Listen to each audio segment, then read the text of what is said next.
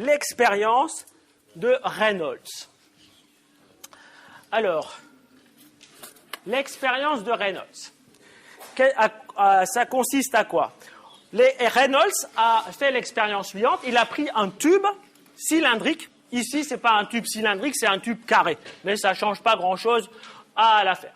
Il a pris un tube dans lequel il a fait circuler de l'eau à des débits croissants. Il a changé aussi le diamètre du tuyau. Alors, je ne me souviens plus s'il a changé la viscosité du fluide, mais peut-être aussi.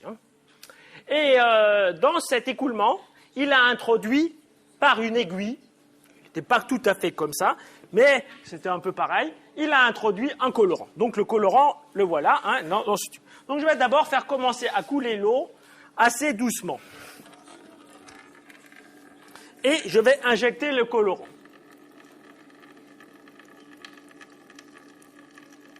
Hop. Ah mince. Voilà. Donc, vous le voyez, vous l'avez vu le colorant, voilà. Ok. Donc voilà ce qu'on obtient. Évidemment, j'injecte le colorant sur l'axe de symétrie. Rien de très spectaculaire, il reste sur l'axe de symétrie. Maintenant, j'augmente le débit. Qu'est-ce que vous voyez?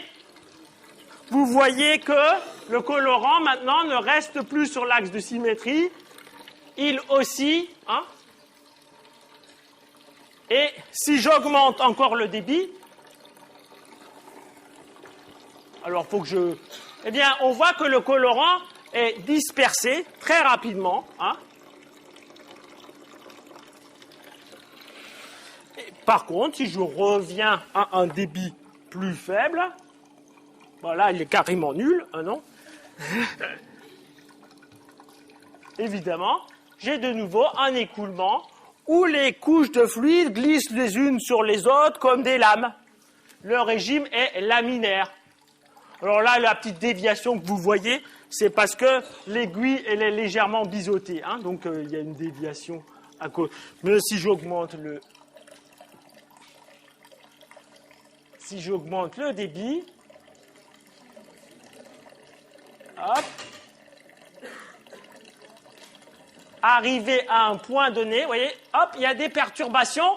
Vous les voyez, les petits trucs, les petites perturbations qui se propagent. Et si j'augmente encore le débit, eh bien, ces perturbations sont de plus en plus amplifiées.